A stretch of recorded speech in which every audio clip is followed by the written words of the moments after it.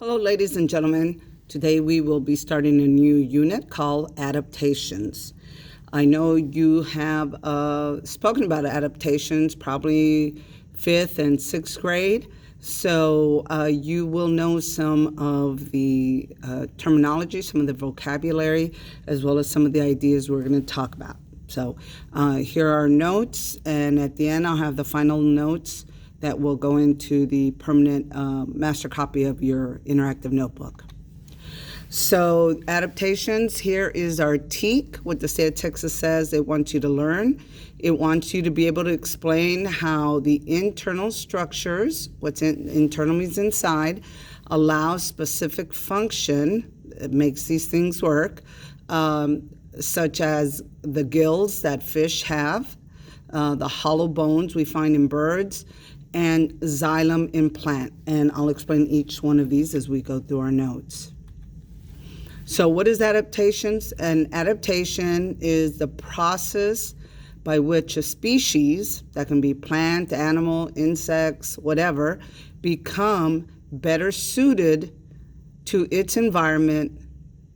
We call that an adaptation. So when plants, animals are able to live better in their environment, they change to be able to survive there, that's called an adaptation.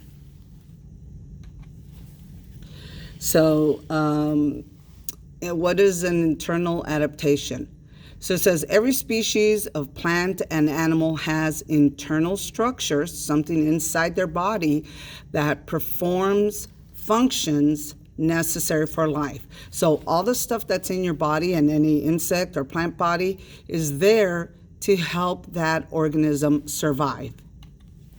So internal, as you see, it says it means, too far close. It means inside. And it says internal adaptations are usually some kind of physical change or structural change to the body. So the body of that plant or animal has changed somehow to help it survive better in its environment. And they can include things like hollow bones in birds. So we see from this slide that it says the bones in birds, they're hollow inside. Ours, if you look at mammals and reptiles, our bones are solid like this, but birds, they're hollow. Now they do have like these structures that hold it and make it strong, but they have a lot more space in them than let's say mammal bones. And why did that happen? Well, as birds went from being dinosaurs to birds, they had to be able to fly, and it's the flying dinosaurs that survived and became birds. But the lighter the bone, the further they could fly. So those birds that were born with lighter bones, they did better than the ones that still had the heavy bones, and they survived, and now they're the ones who became, the popular ones. They survived longer. So that adaptation happened so birds could fly longer distances. Another adaptation is the fat-filled humps in camels. So camels are famous for having that hump in their back, and what it is fat, okay? And again, it's internal, it's inside the body, and it says the fat-filled hump. So why is that a good deal? Why is that a good thing? Well, because the fat is going to break down you're in the middle of the desert, there's nothing to eat. He's got his reserve food built in. Not only does the fat give them energy, but it also has water, so they can survive these long trips where they may not eat anything. Their body's going to start to sort of cannibalize that fat in them so they can feed themselves and give themselves water. There's also an example of llamas. Llamas can live in places where it's really dry as well. So it's your large intestine, if you remember, where you absorb the water.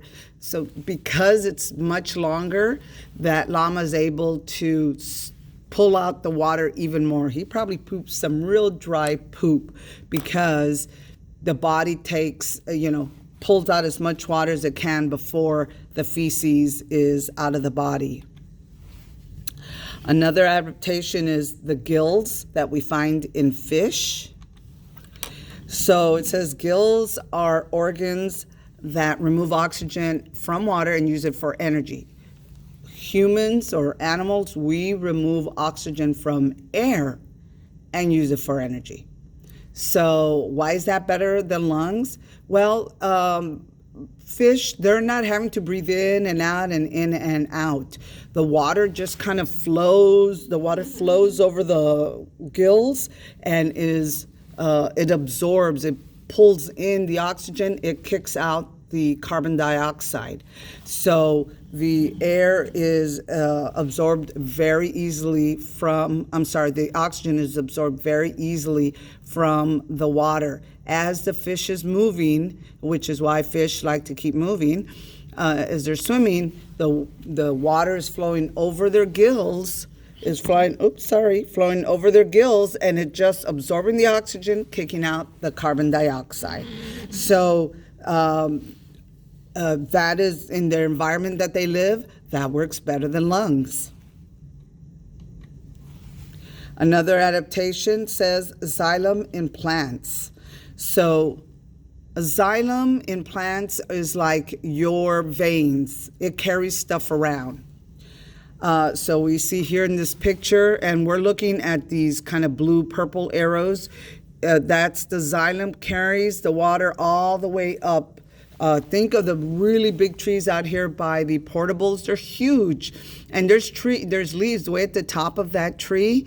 Water is being carried all the way from the ground, from the roots, all the way up to those huge trees out there through these tubes that are called xylem. Okay, so it says xylem, tubes that carry water in plants and provide support for the plant itself. So when these get packed full of water, it's going to make the tubes really hard and the plant's going to stand up. And why is this a good thing for plants? Well, before, the first plants that were on Earth were just flat because they didn't grow upwards. They were just flat and absorbed water like from the ground or as it fell on it. But when plants started developing xylem, they were able now to grow up because the xylem could take the water upwards. So it provided a way to get water all the way up to the top and to make the plant stem stronger. So when some plants started developing that became the better way.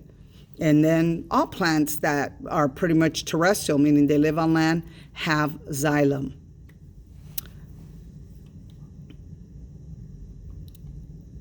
Alrighty, and I forgot to add xylem there. I need to go back and add it. So the rest of the week, we're going to now cover what are the external adaptations, meaning the adaptations you can see on the outside of an animal, and what are some ways animals have learned to change their behavior in order to survive better. So this is the end of our adaptation notes for the day. You do have some questions to answer, so please don't leave Zoom until you answer those questions. If not, I will be calling your parents and tell them that you left and didn't do today's work. So please take care of that right now. Come back and look for these notes in your student interactive notebook right there under my picture. Have a good day.